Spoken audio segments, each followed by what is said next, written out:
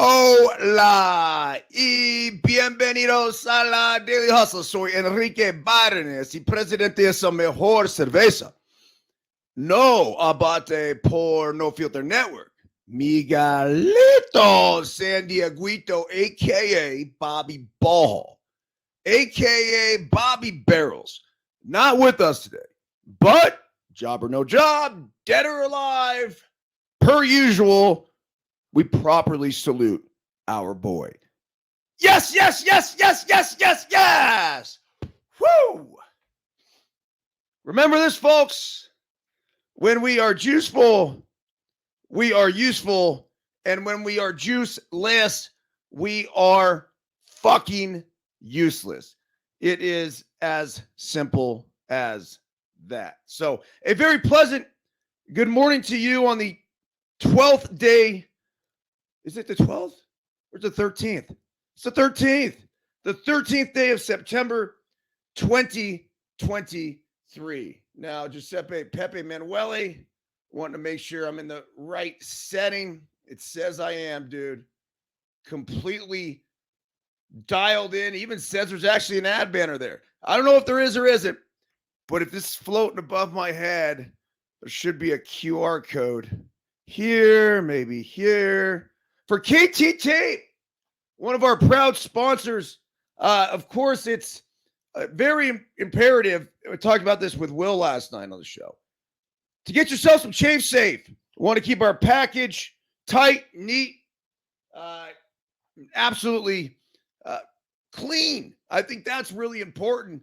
And so if you're going to be out there in the hot-ass weather, dealing with whatever you're dealing with, if you're active for whatever or in whatever capacity, it could be a little pickleball. It might be running. And in Will's case, hey, the guy likes to kill animals. I'm not going to judge him. Blister prevention, another big one for all of our runners and hikers. Anybody looking to get out there and bang the trails. Don't forget your skin prep wipes, though. And it pretty much has to do with removing the dirt, oil, and lotions for KT. And then this is the new stuff that has just got everybody a buzz, man. The Pro Oxygen. It increases cellular oxygenation, high strength, water resistant, adhesive, ultra breathable synthetic fabric. So go ahead and pick yourself up some KT tape using that QR code if it exists. I don't know. Firing open the chat this morning. Giuseppe Pepe says no banner. Dude, don't know what to tell you, bro. John Davis, Collierville, Tennessee. Good morning, JD. Still pissed I missed you out in Memphis when we were there. But if you're just joining the show for the first time, we're live, we're interactive. Typically, we'll shoot this at 8:30 a.m. Pacific time, Monday through Friday. And then we upload to all the, 17 platforms that we go on afterwards, including, though, the Believe Podcast Network on Apple, on Spotify, as well as Caffeine TV. What a good way to start the show. So beagreatteacher.com. By the way, I have no idea what the fuck's happened to them. They have been such a strong supporter of the show for so long. But I don't know if somebody stopped updating their website or what. But the last daily fun facts that we like to go over was September 11th. So not there. But don't worry about it. Because I found some other corny shit that we get to start our day off with. It's called laughter is the best medicine. And that is true. Kevin walks into a bar in Boston and he orders 3 shots of scotch. He solemnly downs each one, pays up, then leaves. The next day, he does the same. On the third day, the bartender asks, "Why the 3 shots?" "Well," says Kevin, "it's 1 for me, 1 for each of my brothers, Dennis in Seattle and Hank in Dallas. It makes me feel like we're still drinking together. But But a month later, Kevin orders only 2 shots of scotch. I hate to ask, says the bartender, but did one of your brothers die? No, no, says Kevin. I've just decided to stop drinking. Fucking brilliant. Once there was a man named Odd. All his life, he was teased and mocked because of his strange name. It got so bad that on his deathbed, he insisted that his headstone be blank, lest he live with that name for all eternity. He got his wish. The day of his funeral, the gravedigger arrived looking for the correct plot. When he spotted the blank headstone, he scratched his head and thought, that's odd. Oh, it's so bad they're good. No one in the history of the English language has ever said anything respectful following with all due respect. That is fucking true. Very, very true. How about this one? I'm a positive person. To me, going bald is not about hair loss. It's about face gain. It's not a receding hairline. It's an advancing facial frontier. It's exciting. One day, I'll have a whole head of face. Oh, man. I mean, I guess this really is like the official dad joke destination. All right. Country music star Zach Brown arrested. This is interesting because he's got the #1 song out right now. So a police report obtained by ABC News sheds light on the circumstances surrounding the country music star Zach Brown's arrest in Oklahoma. Brian's private security was in an SUV and Brian was driving a pickup truck when the SUV was pulled over for allegedly speeding on Thursday evening. According to the police report, the SUV driver pulled over at the traffic stop. Then Brian got out of the car and wanted to see what was going on and see what was taking so long. Well, Bertram informed the male that he needed to get back into the truck. So Brian was driving the truck, which he did not comply. The report said for a second time, Bertram, who's the officer, told the driver to get back into the truck and that he's interfering with police duties. And that if he did not comply, he was going to go to jail. Brian responded by saying, I'll go to jail. Let's do it. At the time, Bertram removed his handcuffs and placed the male under arrest while in handcuffs, according to police. Brian told the officer he wasn't doing anything wrong. Brian also allegedly told the trooper that, quote, arresting him is why people do not like police officers. Brian allegedly told the trooper that if he would let him out of the handcuffs, that he would get back in his truck, while also stating, if you don't, it is going to be a mistake, sir, I promise. Okay, see, that's when he was fucked. This is the second time this has happened in 3 days. The fucking cops are out of control. This is Bryant's rant, according to the report. Brian asked if he could call his dad to pick up the truck. The father said Brian's father allegedly spoke with Bertrand. Does she not? No, honey, I'm on the Daily Hustle. You cannot call me when I'm on the Daily Hustle. That's my wife calling, by the way. Brian's father allegedly spoke with Bertram, again asking about the arrest. I was informed that the phone was on speaker and that there would be no assumption of privacy for any statements made. The report said Brian's father also allegedly said he would be calling the governor. Hey, man, they're trying to pull out all the stops. And Tara says call ASAP. Okay. In a nearly 5-minute video on social media, Brian took responsibility for the incident and said he was mouthing off and acted like an idiot. I pray everyone knows I don't think she needs photos of Callie's Vax records. I don't know. I'm on the Daily Hustle. Can't do it, honey. In the video posted on social media, Brian said the handcuffs were placed too tight. The trooper was like, they aren't supposed to be comfortable. That is a good point. Anyway, Brian currently has the #1 song in America, I Remember Everything, with a duet with Casey Musgroves, according to the report. And it also says in the video, Brian said he had a prior run-in with law enforcement 3 days prior, and he was put in handcuffs for allegedly not giving his address to the officer who stopped him. Brian was able to move on without incident. Look, what part of don't fuck with the cops do we need to go over here? Like it's pretty basic. And there needs to be a respect for law enforcement element in our world that I don't care who the fuck you are, you don't mess with.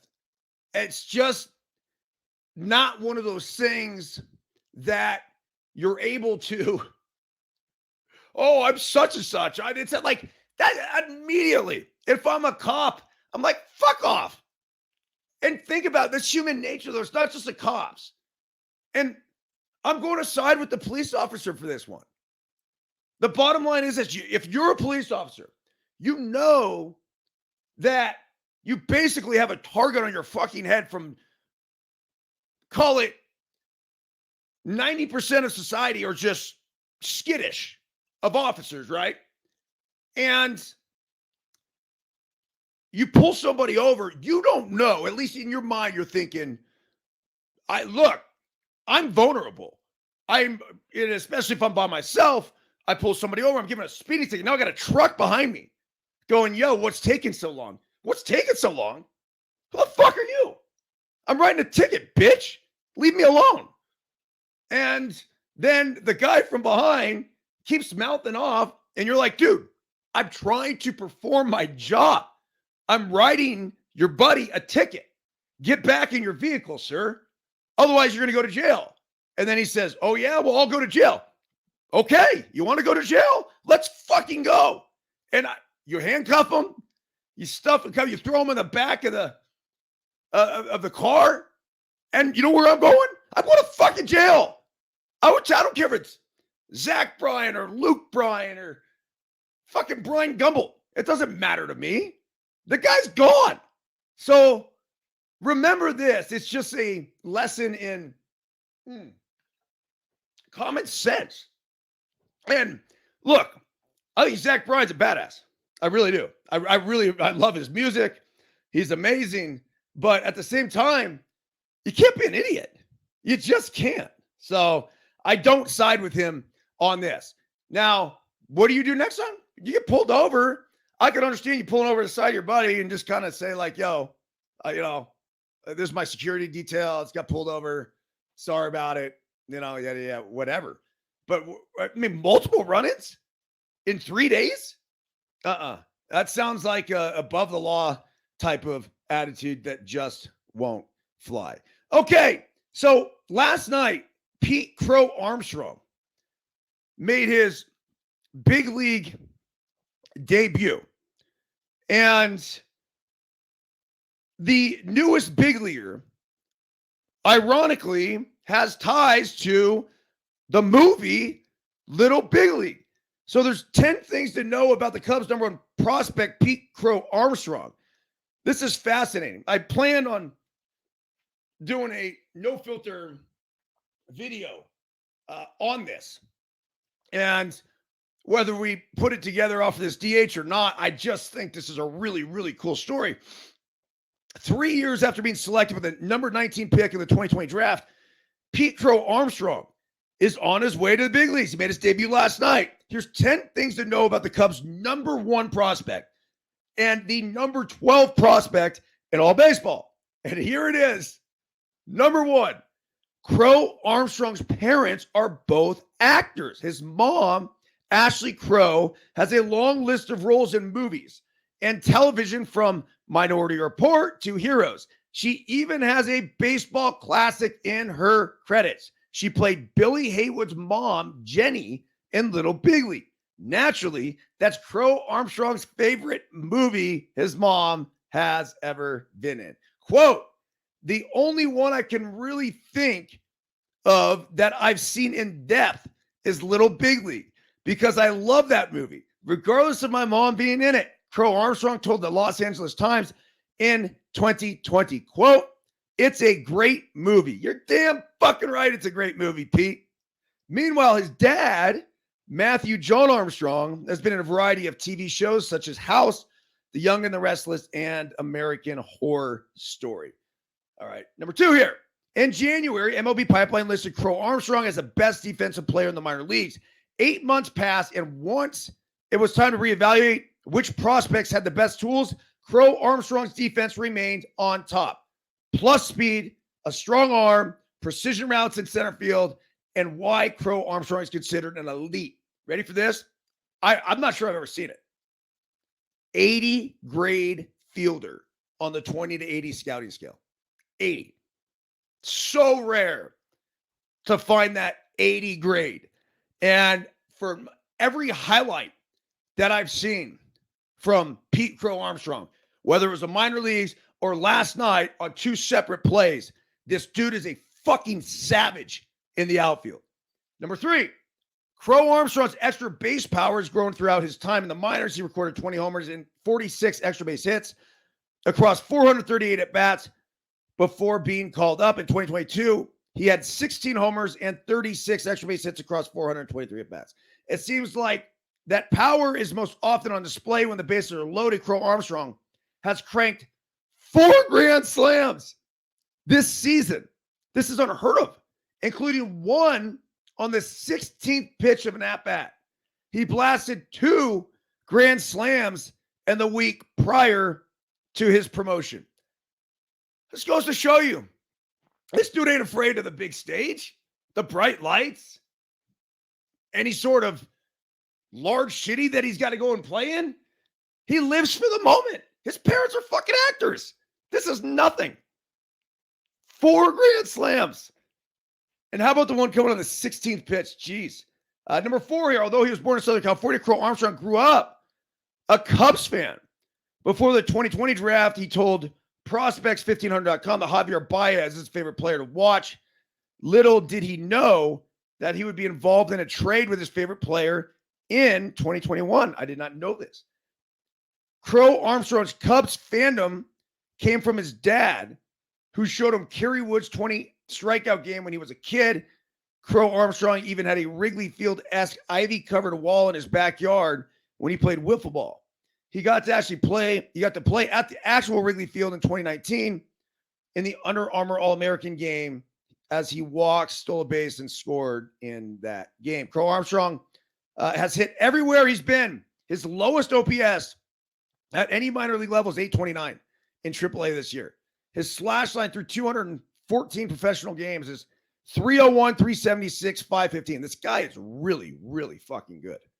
Before the 2020 senior season in high school was halted due to the pandemic, Crow Armstrong batted .514 in 10 games with just 1 strikeout and 42 at-bats. As a junior, he had .426 with 3 home runs and 5 triples. Crow Armstrong went to Harvard Westlake in Los Angeles, which has become a baseball factory. Harvard Westlake has a trio of talented starting pitchers in the majors right now.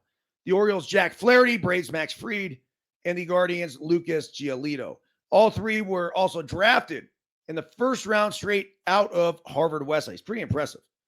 Just like Crow Armstrong, Fried went 7th overall, and Giolito went 16th in 2012, and Flaherty went 34th in 2014. Crow Armstrong played in the same Little League as Flaherty. Sherman Oaks, which he has known him since he was 7. Here's the 8th Crow Armstrong fact. He will now share the field with a player who inspired him at a younger age. Cubs shortstop Dansby Swanson. Although he never attended college, Crow Armstrong initially committed to Vanderbilt and told Baseball Prospects Journal that he became a fan of the Commodores as a kid watching Swanson play for the national powerhouse. Swanson was drafted number 1 overall out of Vandy in 2015. Good on Swanson, by the way. He's gone on to have a really nice career.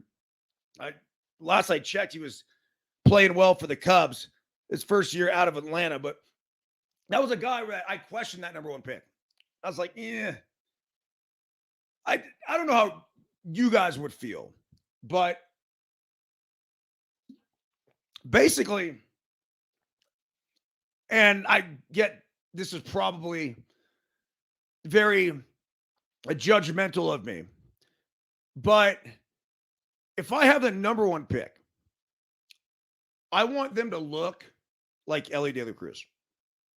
Now, let's just say body structure. That's what I want out of my number 1 pick. If I have the 10th pick of the draft, I take Dansby Swanson, right? A great player who had a great career at Vanderbilt. But to have the 1 and 2 and go Dansby Swanson to Alex Bregman, it's like, what the fuck?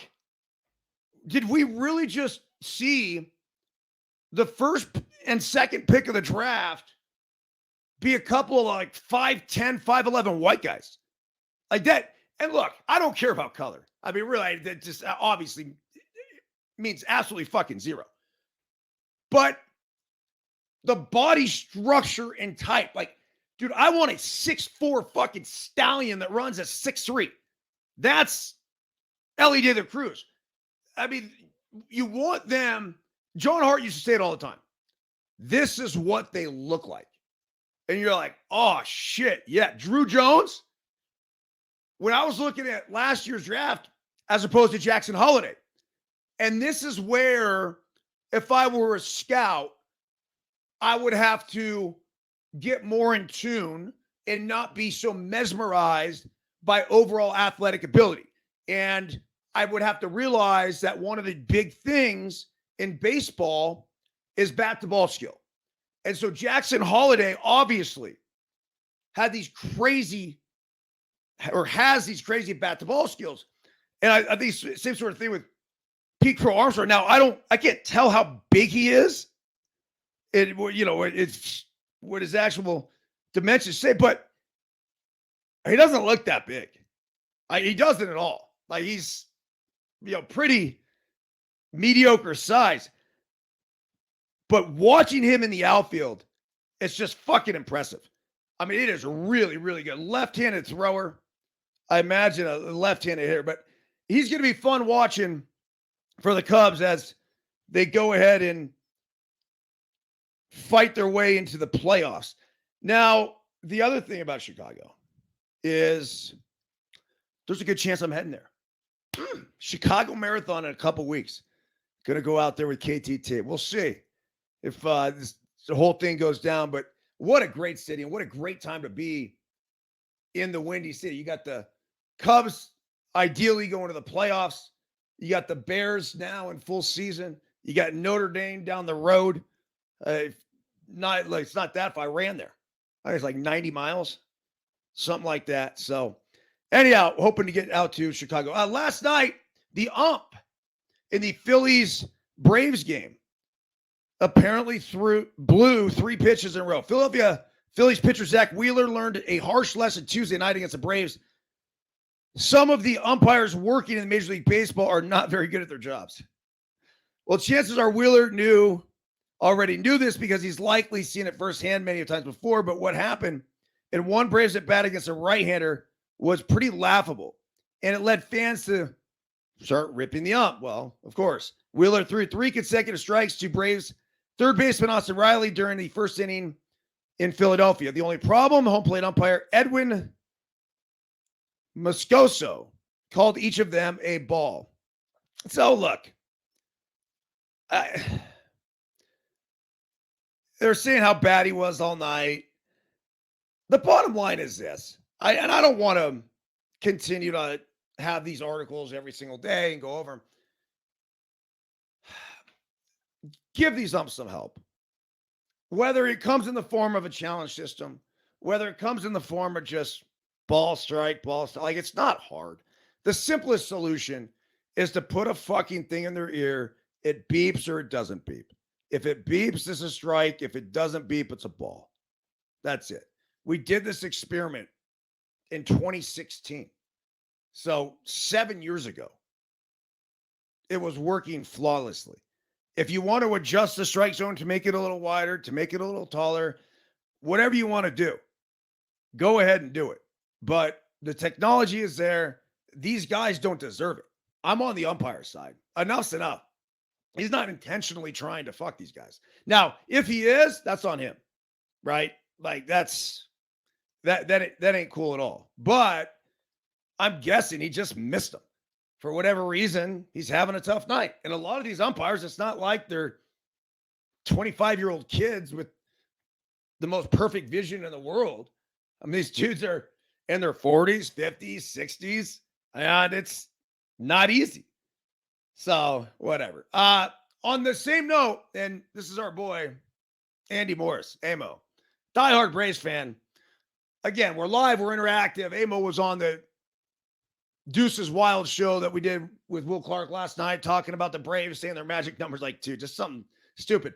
Look, we need to start talking about Matt Olson when it comes to the National League most valuable player. We have gone into great detail about Ronald Acuna and what he's doing, having a historic season for the Atlanta Braves. We've talked about Mookie Betts and the impact that he has had in Los Angeles and once again helping the Dodgers have another fantastic year. We've talked about Freddie Freeman, one of the best hitters in all of baseball, hitting damn near 340 now. But can we now pay attention to Matt fucking Olson? 51 home runs, 127 runs driven in. This dude needs to be in the MVP talk. I'm not sure I can remember an MVP race that has been this deep. Usually it's one or two guys. You might throw a third name in there. I truly believe you could legitimately give it to any of the four of these guys. But quit fucking putting Matt Olson on the back burner, man. This guy is earning it. So it says Andrew Jones had a hunch when Atlanta Braves traded for Matt Olson in 2022, then immediately signed him to a $168 million 8-year contract, that his season home run record wouldn't last long. I thought Matt would be the guy to break it, Jones said. One more long ball this year, and Olson will be alone in the Atlanta record books. Olson can set the franchise mark of 52 on Wednesday. Should he go deep when the Braves play the Phillies and try to clinch their 6th straight NL East title with a victory? Atlanta's already guaranteed a playoff spot for at least one night. He's even with Jones at 51. Olson hit a solo shot in Atlanta's 7-6 win over the Phillies in 10 innings on Tuesday, tying the team record Jones set in 2005. Quote, "Way to go, Matt Olson. Proud of you. Keep it going. Get 60." Jones wrote on X, a social media platform formerly known as Twitter. When are we going to stop saying that, by the way? Right? I mean, how long does this go? Formerly known as Twitter. That's a cool feeling. Olson said, "I watched him growing up and know the kind of player he was. It's cool to be mentioned with him." Fuck yeah, man. Andrew Jones is a badass. That's a Hall of Famer, by the way. Olson hit the first pitch he saw from starter Zach Wheeler in the 4th inning in the left field seats. I mean, he used the whole field. Just, he flick balls out the other way. Philly's a launching pad, by the way, too. The fan who caught the ball threw it back onto the field was Olson's 6th home run against the Phillies, breaking a tie with Cincinnati Reds for the most against any team this season. Olson has 11. This is getting wild, right? 11 homers in 18 career games at Citizens Bank Park. Think about that. 11 fucking homers in 18 games at Citizens Bank Park. He's a tough at bat, Olson said about Wheeler. So to be able to get one off him is good. Olson hit 2 homers a night earlier against the Phillies, and the milestone 50th had to be retrieved from a fan. Olson is the 6th player in franchise history with at least 80 extra base hits. He has 128 ribbies this season. I shorted him 1. He has never hit more than 39 homers in a season before this year. It's hard to believe he played in fucking Oakland. But for a franchise that boasted Hank Aaron, Eddie Matthews, Chipper Jones, Dale Murphy, and a slew of other prodigious sluggers, Jones and Olson are the only Braves to hit 50 in a season. Hank Aaron, though, if you go back and look at his stats, he was fucking the most consistent player when it came to hitting that 30 to 40 every single year. I've never seen anything like it. And that's how he got there. Now, Bonds did it a little bit of a different way. He had the monster season of 73, and then he had, lower amounts typically earlier in his career, higher amounts later. It was a little all over the place, where you had Hank Aaron, who was just like clockwork. But no, he never hit 50. Olson, who also has a 10-game hitting streak, entered the game on pace for 56 homers and 143 RBIs. He is one of just 15 players since 2000 to reach the 50 homer mark, and the first left-handed hitter in the National League to hit 50 since Prince Fielder in 2007. Olsen has 8 home runs in 12 September games. Stay fucking hot. Okay, let's get to the MLB news. The Gigantes lost last night. We were on here, Deuces Wild alternative broadcast, and watched the rest of the game even after we got off. Look, say what you want about the Giants offense, but I saw one good at bat after another. And as a baseball coach, as somebody who, has coached at that professional level, at least with the bananas and seeing approaches and everything else, and you're evaluating this stuff, this is a type of loss that if I was Gabe Kapler and my offense, rolling back into the clubhouse afterwards, first thing I would do is just like, yo, hey, boys, keep fucking swinging it. Stay right there. Great swings. And that's exactly what it was the last 2 innings. They had multiple opportunities to score. They were putting the pressure on. There were barrels that found gloves. And sometimes it happens. But I'm not really to write the Giants off yet. It's going to be a very, very tough road for them to find their way into the postseason. So yesterday around the league, it was the Yankees 3-2 over Boston and 4-1. So they swept the doubleheader. They're back above 500. And I still don't think anyone gives a shit about this outside of New York. I don't know why I'm so mesmerized with the Yankees streak of years over 500. The fact that they have not been under 500 since 1992 is fascinating. To me, I'm not sure if the rest of the world gives a shit. Maybe they're talking about it in the Yankees clubhouse. Maybe they're not. But 2 wins yesterday, bring them back over 500. White Sox 6-2 over Kansas City. They played a double dip as well. And then it was 11-10 Kansas City over the White Sox. Pittsburgh 5-1 over Washington. Baltimore goes down to St. Louis. You can't win them all. Baltimore's at 91 wins. Detroit goes down to Cincinnati. So big win in Cincinnati for Cincinnati in Detroit. That went into extra innings. And Cincy's trying to hang on by a thread as well. It was Atlanta 7-6 over the Phillies, their 95th win of the year. Texas, they needed this. 80-64. They beat the Toronto Blue Jays, the Bluebirds 6-3 yesterday. The Diamondbacks fall to the Mets 7-4. The Twinkies 3-2 over Tampa. Milwaukee 3-1 over Miami. And by the way, it was Milwaukee's GM, Stearns, is gone. The Mets hired him away. So that's a big loss for Milwaukee. Milwaukee's been competitive seemingly every single year since he's been there. So good hire by the Mets and big loss for Milwaukee. A's 6-2 over Houston on the road. Who would have fucking guessed that? They beat Justin Verlander. And then it was the Colorado Rockies 6-4 over the Chicago Cubs. The Cubs are pretty comfortable in that second spot in the NL wildcard. We'll take a look at that in a minute. Seattle 8-0 over Anaheim. I mentioned Cleveland beating the Giants 3-1. And then last night in LA, big brother beat up on little brother. 11-2. The Dodgers spanked the San Diego Padres. Okay, taking a look at the standings. We got the O's on top of the East, 3 ahead of Tampa. The Twins 7.5 up on the Guardians. Guardians are fucking done. The Astros just 1 up on the Rangers. Just when you thought they were pulling away. Seattle's a 1.5 back. The Rangers are a game back, so that's going to come down to the wire. National League, Braves with 95 wins are 16 up on the Phillies. Their magic number is now 2. They can clinch the NL East with a win tonight.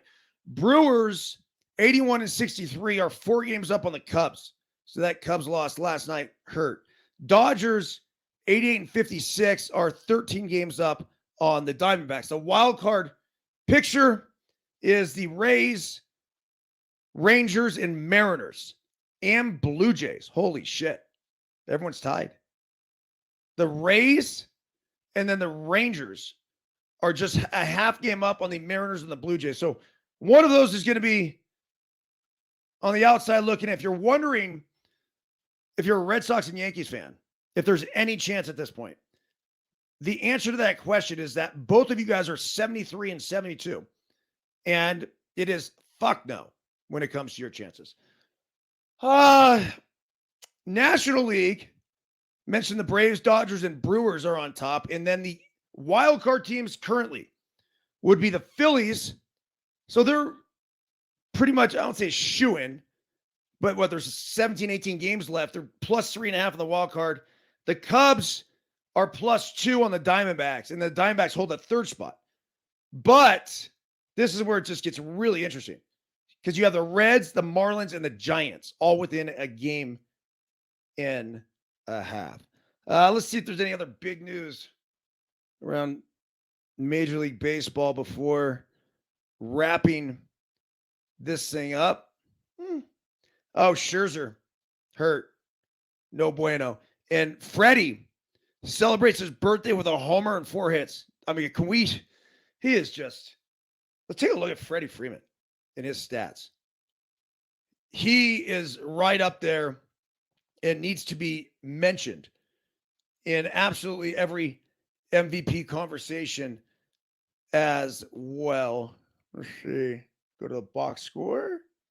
And our guy, Freddie Freeman, after 4 hits last night, is hitting .339, a .995 OPS, 26 homers, 18 stolen bases.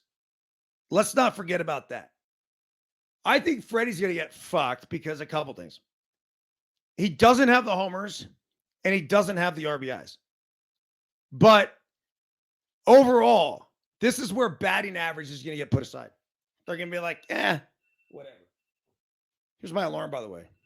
I set it for 40 minutes from the start of the show, so Giuseppe Pepe Manuele just lets me know I got about 5 more minutes to finish this thing off.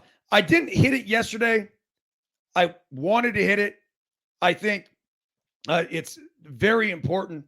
Kind of week 1 takeaways. 49ers, best team in the NFL. Packers talented around Jordan Love. Just a few notes about the NFL and what was going on there. 49ers were the best team in the league. This, of course, is always subject to change. But the complete suffocation of the Steelers in Pittsburgh, no less, was something to behold. And the numbers really do tell you everything that you need to know. At one point in the second quarter, the disparity in yards was 199-1. Oh, good God. The Steelers picked up their initial first down with 1:16 left in the first half. But then we're down 20-0. Through 3 quarters, the Niners had 334 yards to the Steelers' 133. 19 first down to Pittsburgh's 9 and nearly 30 minutes of possession.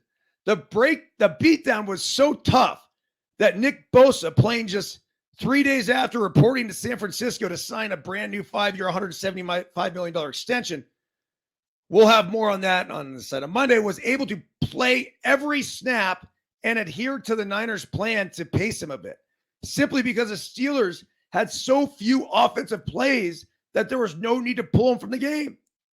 And it's not a mistake either. Next to Bosa was big-ticket free agent Javon Hargrove, and behind him was Fred Warner, who looked like a player in this game.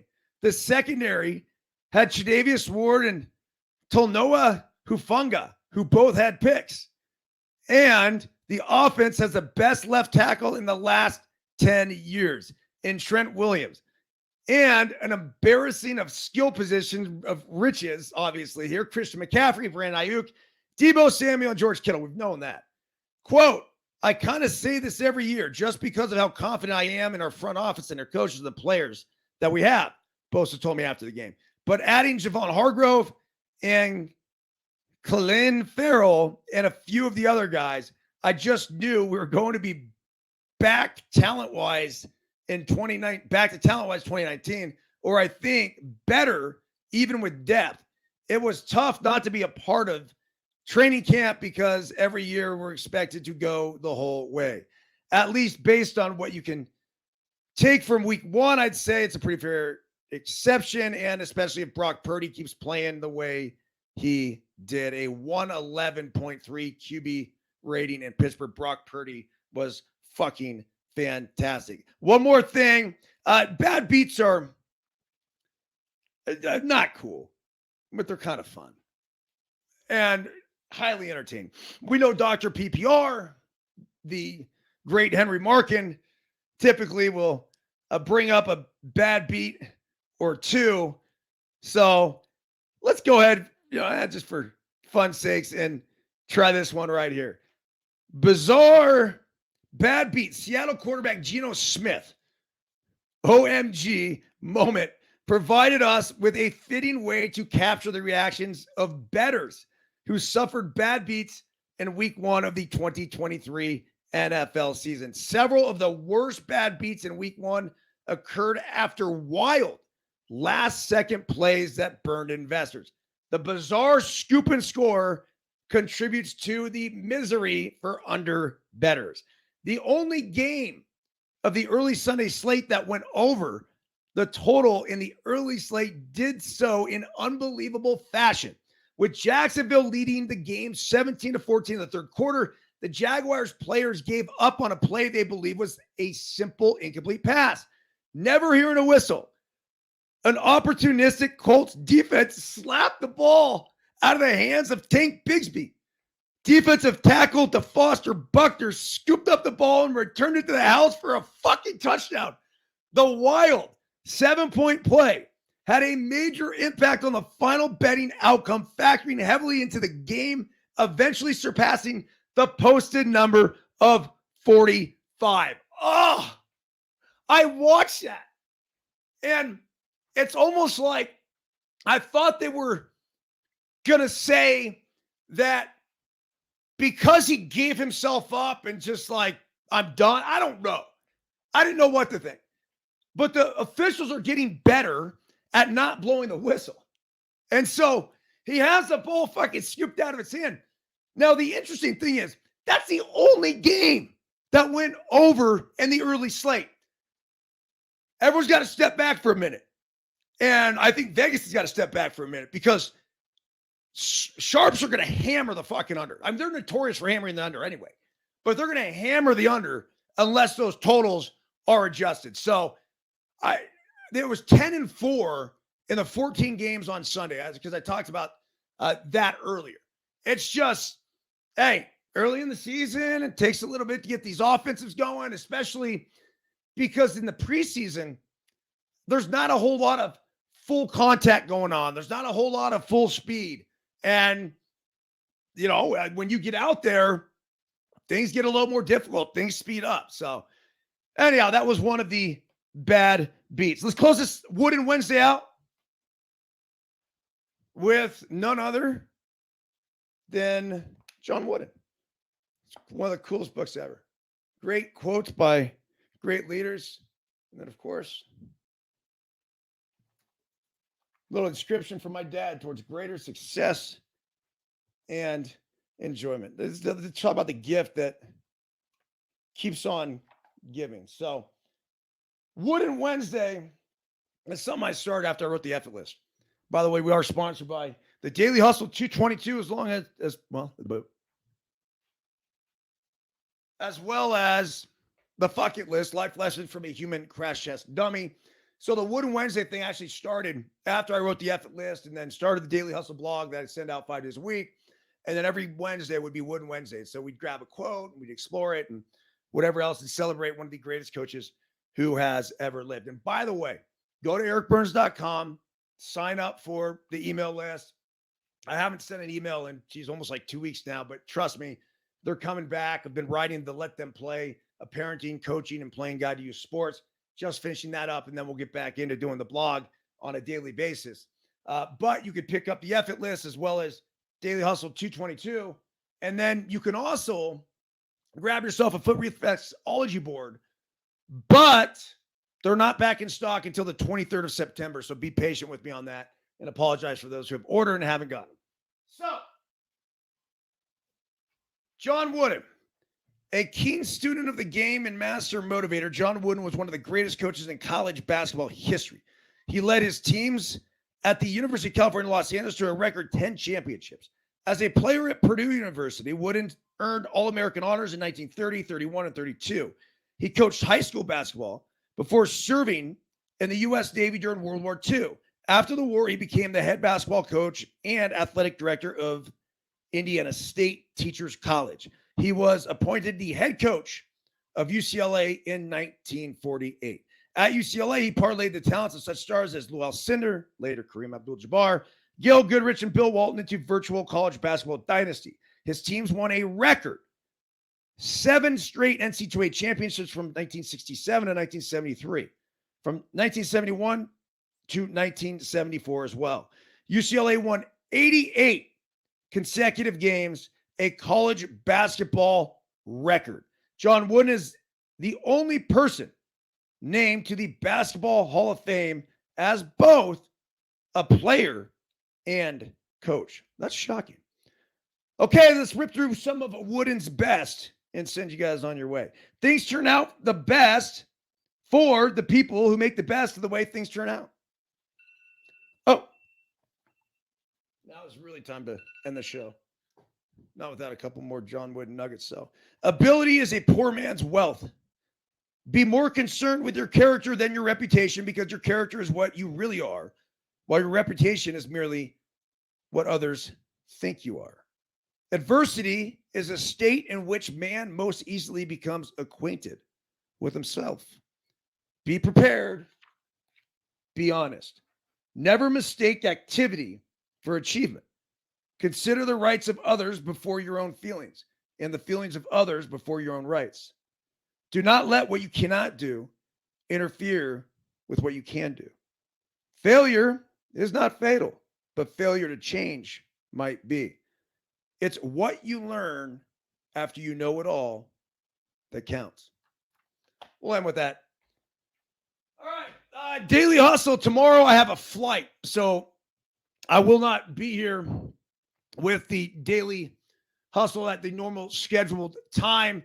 We'll try to knock it out at some point throughout the day, maybe even crush something tonight before crashing out. So I'll figure it out, but just want to thank everybody for tuning in. Thank all the new supporters from Caffeine TV, Believe Podcast Network. And it's been cool to get all the feedback. Please leave a review on Apple Podcasts. They really help. Hit the 5 stars if you're feeling generous. We would all much appreciate that. That's it. Much love to everybody. And one more thing. See ya!